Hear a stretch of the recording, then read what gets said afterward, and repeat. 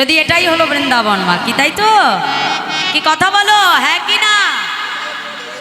হ্যাঁ, তাহলে বৃন্দাবনে যেতে গেলে কি বলতে হয়? জোরে বলো। আর নবদ্বীপে কি বলতে হয়? হ্যাঁ, জয় নিতাই জয় গো। পুরীধামে গেলে কি বলতে হয়? জয় জগন্নাথ। কি মা, তাই তো? এক এক জায়গার এক এক বিশেষত্ব আছে, হ্যাঁ তাই তো? চলো তাহলে সবাই মিলে একটু বৃন্দাবন যখন যাব, তাহলে একটু সবাই মিলে রাধা নামে জয়ধ্বনি দিতে দিতে, রাধা নাম গাইতে গাইতে আমরা বৃন্দাবন যাব, ঠিক আছে? দেখি সবাই মিলে একটু বাহু তোলে।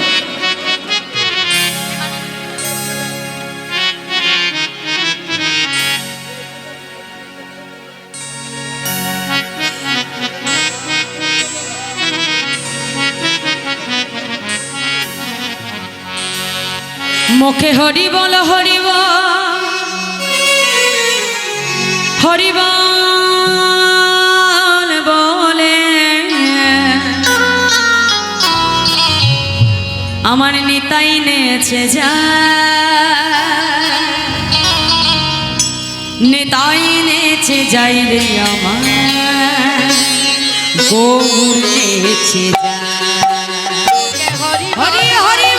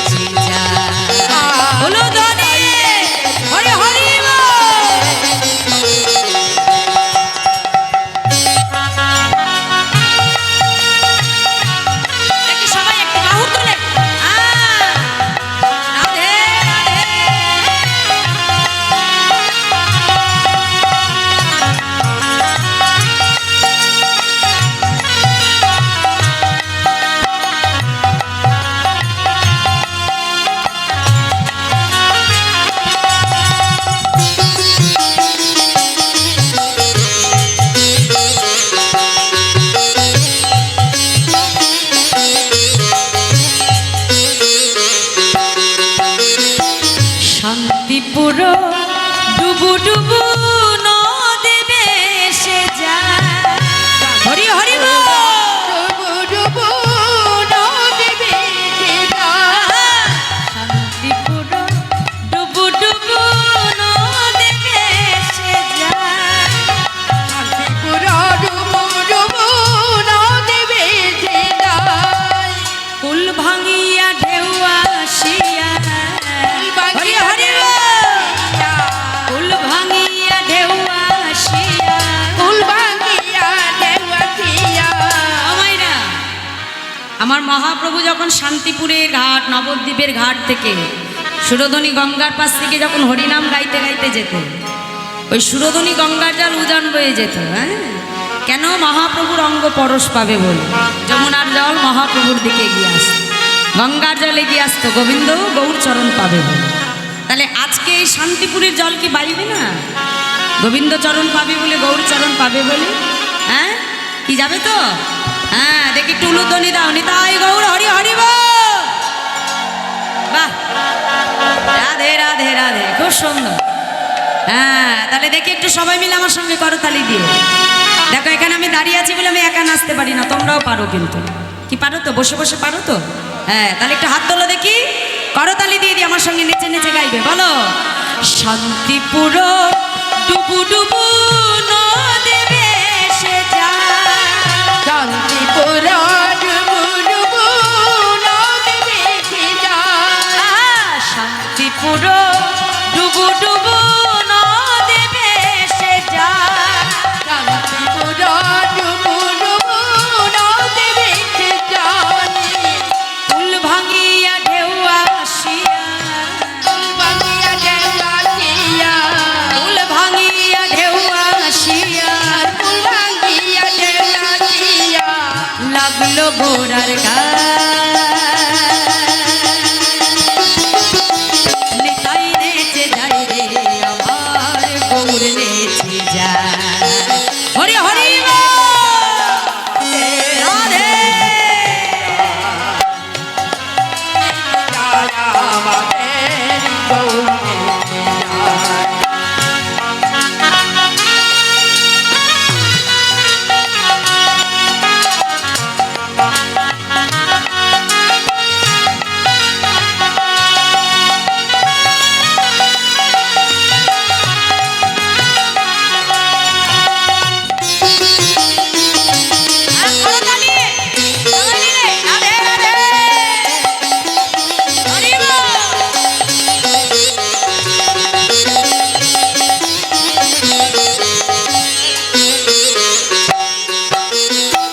কলসি কলসি ঢালে প্রেম তবু না ফুরা কলসি কলসি ঢালে প্রেম তবু না ফুরা কলসি কলসি ঢালে প্রেম তবু না ফুরা কলসি কলসি ঢালে প্রেম তবু না ফুরাই হেলিয়া দুলিয়া পরে হাত তুলে জয় রাধে হেলিয়া দুলিয়া পরে হেলিয়া দুনিয়া করি গোরা চাঁদের গায় নেচে যায় রে আমার গৌর নেচে যায় নিতাই নেচে হলুদ ধ্বনি নিতাই গৌর হরে হরি নিতাই নেচে যায় রে আমার গৌর নেচে যায় নিতাই নেচে যায় রে গৌর নেচে যায় আজ নিতাই নেচে যায় রে আমার গৌর নেচে যায় প্রেম से বলিয়ে যায় নিতাই জয় গৌর হরিবল হরিবল তাই মধুময় শ্রীরাম নবদ্বীপ ধাম নবদ্বীপ চাঁদ আমার গৌর সুন্দর এলেন কোথায় শ্রীরাম নবদ্বীপ মাঝে এইবার একটু আমার দিকে হ্যাঁ হরি বল। মহাপ্রভু যখন সন্ন্যাস নিলেন মা মহাপ্রভুর বয়স তখন 24 বছর এবং সন্ন্যাসের পর পুনরায় প্রভু কিন্তু এই শান্তিপুরে ফিরে এসেছিলেন অদ্বৈত ভবন এবং অদ্বৈত ভবনে এসে মাতৃ আদেশে প্রভু পুনরায় গিয়েছিলেন কোথায় শ্রীক্ষেত্র পুরীধাম মনে রাখবেন মাথায় রাখবেন আমার মহাপ্রভু মোট লীলা করেছেন 48 বছর 24 বছর লীলা করেছিলেন তিনি নবদ্বীপ ধামে 12 বছর তিনি নানা তীর্থ ভ্রমণ করেছেন আর 12 বছর মাতৃ আদেশে প্রভু ছিলেন শ্রীক্ষেত্র পুরীধামের গম্ভীর এই 12 12 24 আর নবদ্বীপের 24 24 24 48 এই 48 বছর বয়সে প্রভু লীলা সম্বরণ করেছে তা মাতৃ আদেশে যখন প্রভু আমার নীলাচলে এলেন সে নীলাচলের মাটিতে দাঁড়িয়ে অতি প্রাতকাল গৌর হরি আমার জগন্নাথ দর্শনে বিভোর জগন্নাথ দর্শন করতে করতে ভক্তগণের দিকে তাকিয়ে বলছে ভক্তগণ জয় রাধে কি হলো সময় হয়ে গেছে কটা বাজে ঘড়ির কাঁটা কটা বলে গো 10টা 15 মা রাধে রাধে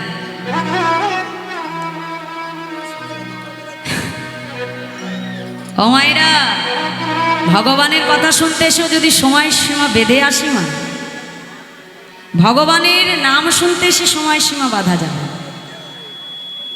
বাড়িতে বসে যখন ঘন্টার পরে ঘন্টা টিভি সিরিয়ালগুলো দেখি তখন তো একবারও মনে পড়ে না হরিবাসরে এসে শুধু ঘুমায় ঘড়ি দেখলে হবে যে কটায় বাড়ি যেতে হবে রাধে হরিব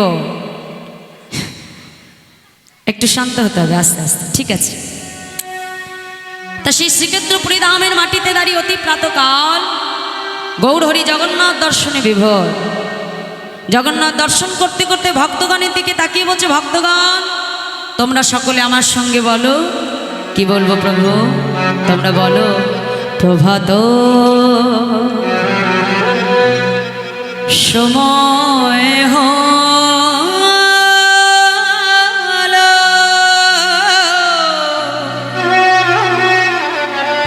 কৃষ্ণ কৃষ্ণ বলো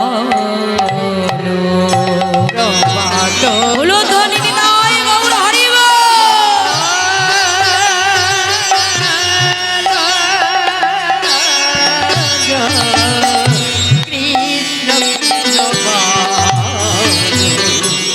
কৃষ্ণ ভজ কৃষ্ণ চিন্তন কৃষ্ণ নাম করসা নাম বিনা কলি যেবে গতি নাহিয়া ও গো যেই না সেই কৃষ্ণ ভজ নিষ্ঠা করি নামের সহিত আছে আপনি শ্রী হরি নাম ভজনা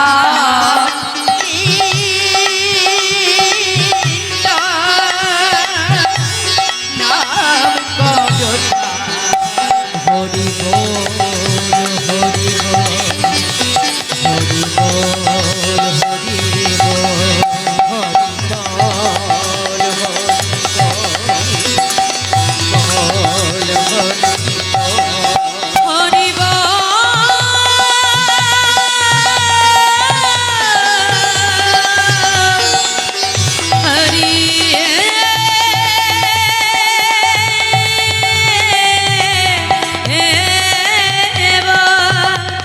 হরি বল হরি বল হরি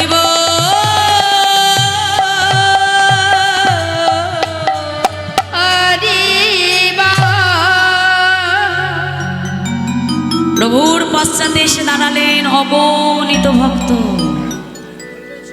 আর সেই অগণিত ভক্তের পশ্চাতে এসে দাঁড়ালেন আরেক ভক্ত। ধীরে ধীরে গৌর হরি সেই ভক্তের কাছে এসে বলছে, এই যে কি নাম তোমার? আগে প্রভু আমার নাম গোবিন্দ ঘোষ। কোথা থেকে এসেছো দয়াময়?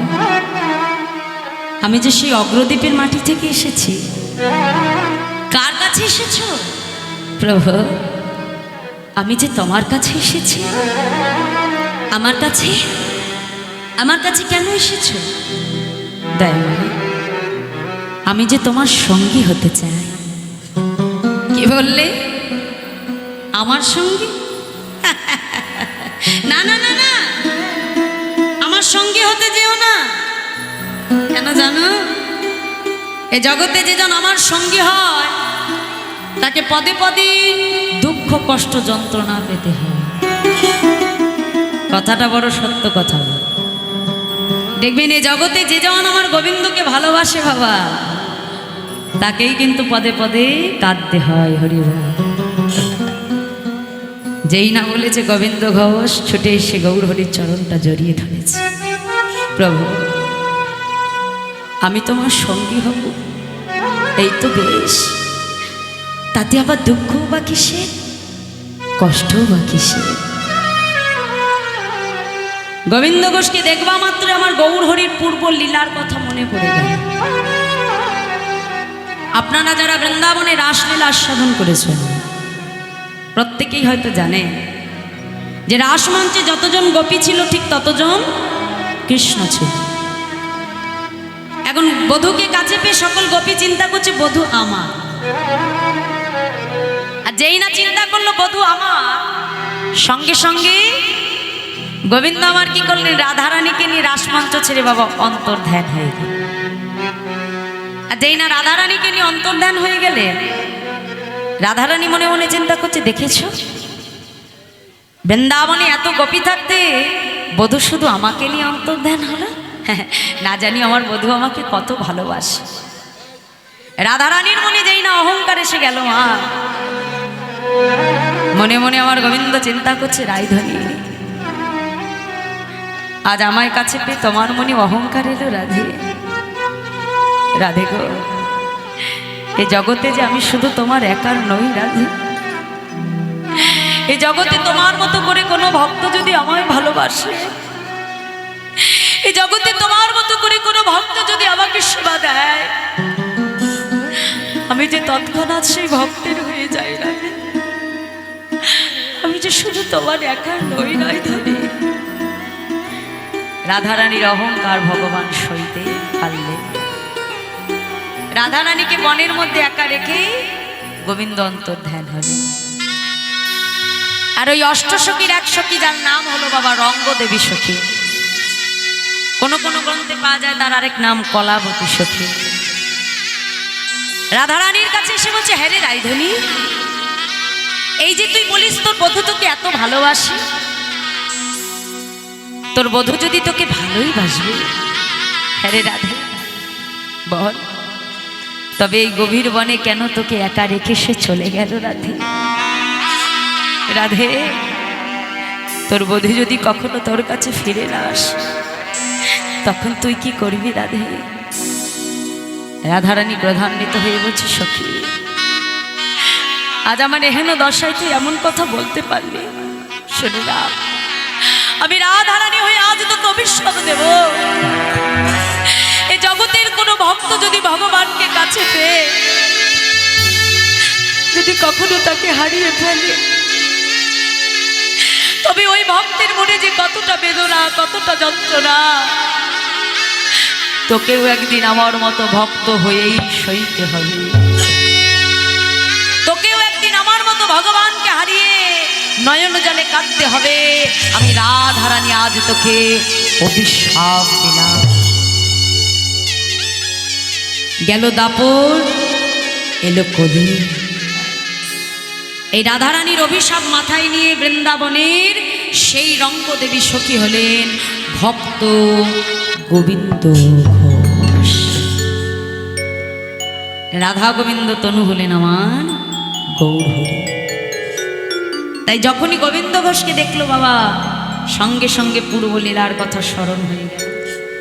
মনে মনে চিন্তা করছে, গোবিন্দ তোমাকে যে সঙ্গী করে নিতেই হবে। গোবিন্দ কাছে ডেকে বলছে, শোনো গোবিন্দ, এই যে গোবিন্দ, আজ থেকে তুমি কিন্তু আমার সঙ্গী হলে।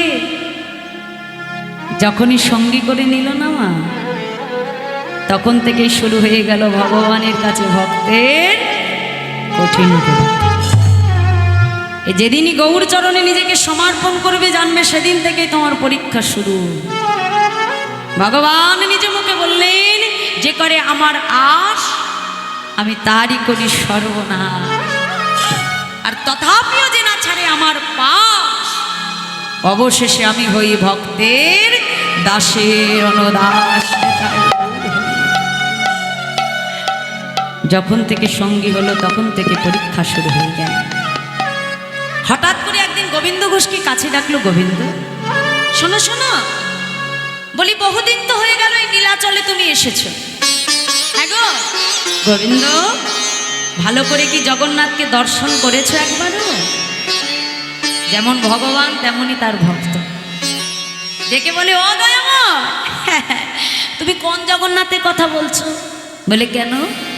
ওই মন্দিরে যে জগন্নাথ আছে আমি তো সেই জগন্নাথের কথা বলছি।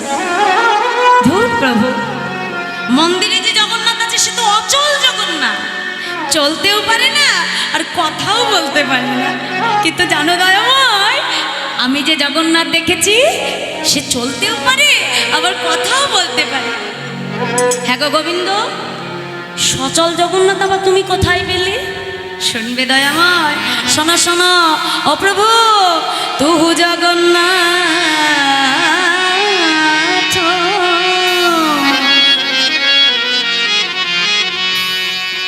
এই জগতে কহ ও সে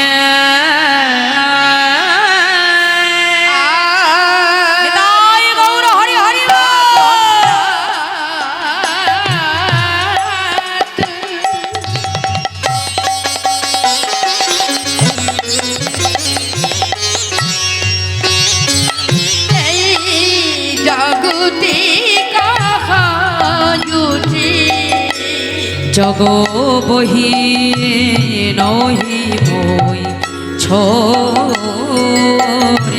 মাগব বহুত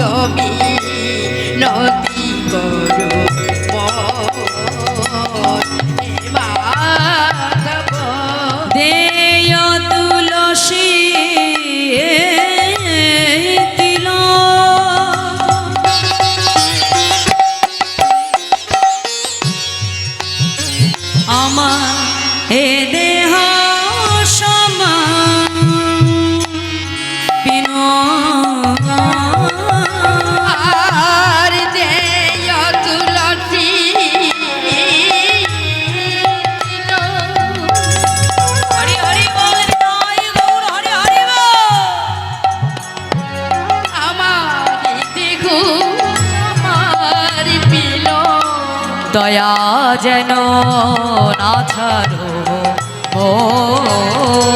রে মা। মাধব বহু তুমি নদী করো মোর হে মা। আমি ওই চরণে সব সপিলাম, আমি ওই তরুণী সব পিলাম, আমি ওই চরণে সব সপিলাম। আমি ওই তরুণী সব পিলাম, আমার জাতি কুলমা লজ্জা ধৈরা ওই চরণে সব সপিলাম। আমার জাতি কুলো হরি বল হরি বল। লজ্জা ধরব ওই তরুণী সব পিলাম। দেয় তুলসী তিল,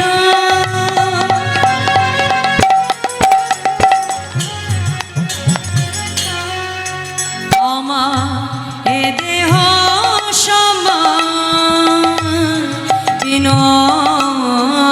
আর দেয় তুলসী দিল। হরি বল হরি বল। আমার এদিকু সবার পিল। দয়া যেন না ছাড়ো রে মা। মাধব বহু তুমি করো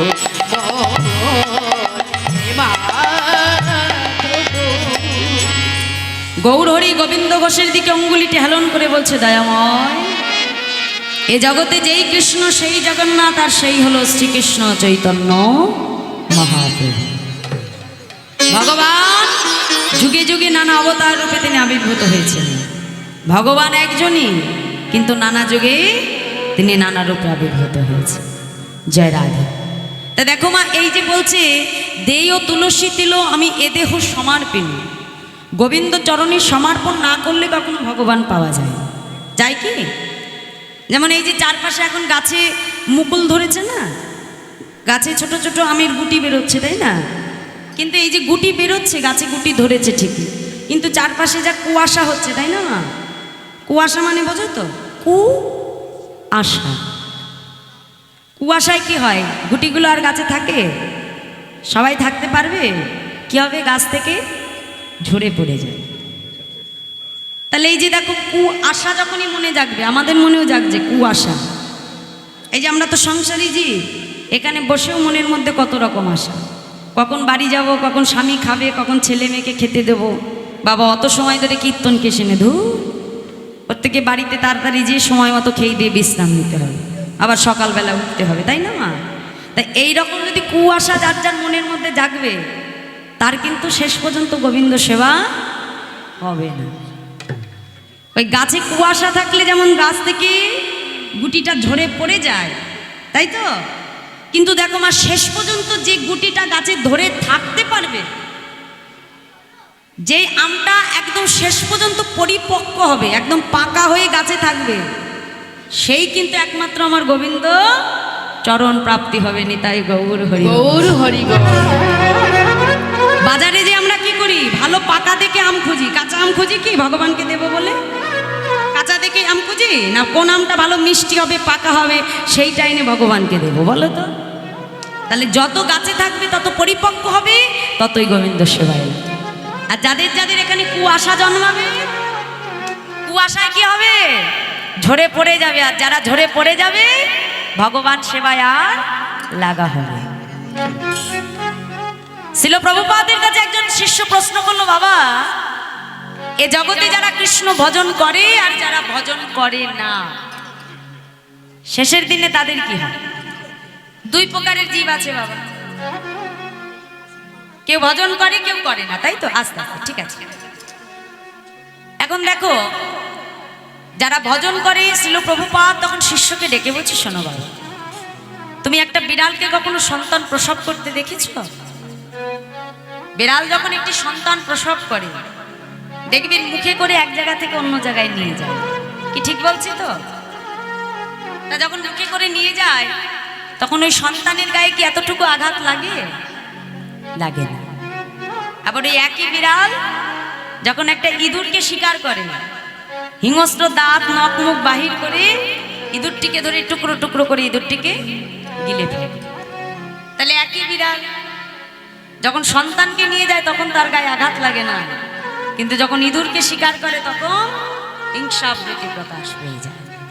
তাহলে ভগবান বললেন, এ জগতে যারা হরি কথা শোনে, যারা নিজেকে আমার চরণে সমর্পণ করে, শেষের দিনে আমি আমার সন্তানের মতো করে এই ভবসাগরের বৈতরণী নদী আলতোভাবে পার করে নিয়ে যায়। তাই হরিবল হরিবল হরিবল। আর এমন ভাবে নিয়ে যায় যাতে আমার সন্তানের গায়ে এতটুকু আঘাত না লাগে। তাহলে যারা হরি নামের মধ্যে বিলীন আছে, শেষের দিনে ভগবান তাদেরকে নিয়ে যায়, বিষ্ণুদূত তাদেরকে নিয়ে যায়। আর জগতে যারা হরি নাম শোনে না, তাদেরকে কারা দিতে আসে? জম্বু। আর নিয়ে কোথায় যায় মা? নরকে। তাই তো ভাগবতে নরকের বর্ণনা একটু শুনবেন। এখন তো অনেক সোজা হয়ে গেছে, ইউটিউব দেখলেই সব পাওয়া যায়। একটু এই জন্যই ভাগবত কথা শুনতে হয়, এই জন্যই হরি কথা শুনতে। যত শুনবো ততই কিন্তু জীবের হৃদয়ের পরিবর্তন হবে। হরিনামে এমনই একটি বস্তু, যেমন একটা ধান যদি আমি সেদ্ধ করে ফেলি, কথাগুলো খুব মূল্যবান কথা বলছি। একটা ধান যখন সেদ্ধ করে মাটিতে পুঁতবো, সেই সেদ্ধ করা ধানে কি কখনো অঙ্কুর বাহির হবে? ছোলা বাদাম যখন বালিতে ভেজে, সেই ভাজা বাদাম যদি তুমি মাটির মধ্যে যতই পোতো, যতই জল দাও, যতই সার দাও, গাছ হবে? হবে।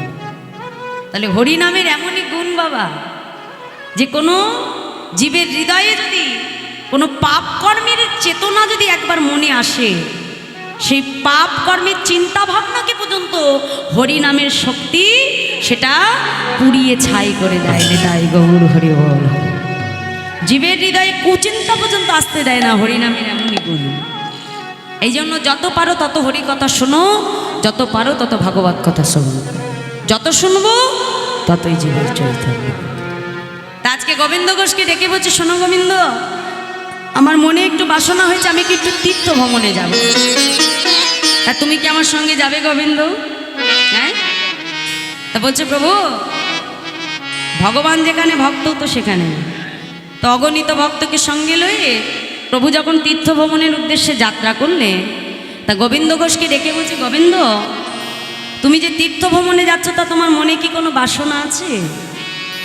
বলছে, প্রভু বাসনা আবার কার মনে বা না থাকে? বলছে, শোনো, বাসনা শুধু তোমার একার নেই, আমার মনেও আছে। গৌর হরি, তোমার মনেও বাসনা? হ্যাঁ গো গোবিন্দ। বেশ বেশ, তাহলে আগে তোমার বাসনার কথা বলো, তারপরে আমারটা প্রকাশ করো। গৌর হরি বলছে, শুনবে গোবিন্দ, আমার মনে কি বাসনা? শোনো শোনো। এই যে গোবিন্দ, আমার ভরসা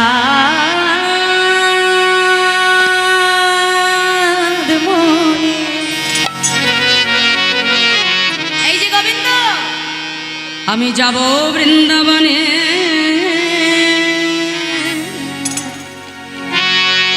আর বৃন্দাবনে যে কি করব জানো?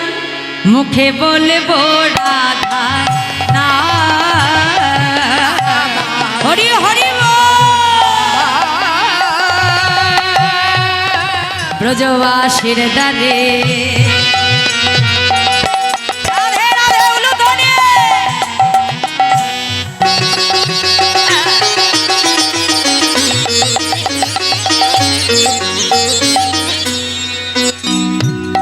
ব্রজবাসীর দ্বারে মাধুকরী করে বেড়াইব ব্রজধাম।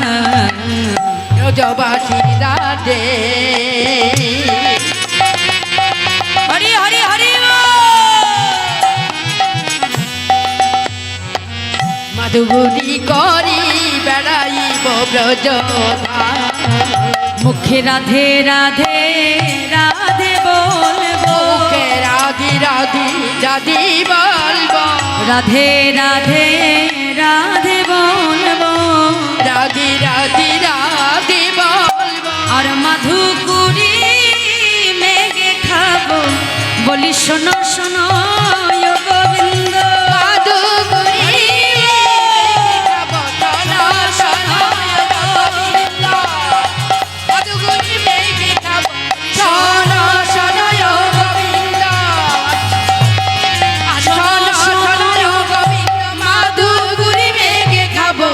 রাধে রাধে। রাধে বলব। তাহলে বৃন্দাবনে যে আমাদেরকে কি করতে হবে? ব্রজবাসীর দ্বারে দ্বারে মাধুকুরি ভিক্ষা করতে হবে, আর বদনে আমাদেরকে রাধা নাম গাইতে হবে। যেই না বলেছে গোবিন্দগঞ্জ শুনে গিয়ে গৌরহরির কণ্ঠটা জড়িয়ে ধরেছে। বাহ প্রভু, তোমার মনেও বৃন্দাবনে যাবার বাসনা? ও প্রভু, আমার মনেও যে বৃন্দাবনে যাবার বাসনা। বেশ, তাহলে তোমার বাসনা আমার বাসনা তো একই বাসনা। তাহলে ও গোবিন্দ, আর বিলম্ব কিসে? চলো এক্ষুনি বৃন্দাবনের উদ্দেশ্যে যাত্রা করি। আবার কি করলেন? অগণিত ভক্তকে নিয়ে পুনরায় প্রভু বৃন্দাবনের উদ্দেশ্যে যাত্রা করেন। ভক্তগণকে ডেকে বলছে, ভক্তগণ তোমরা সকলে আমার সঙ্গে বলো। কি বলবো প্রভু? বলছে তোমরা সকলে আমার সঙ্গে কৃষ্ণ নাম বলো।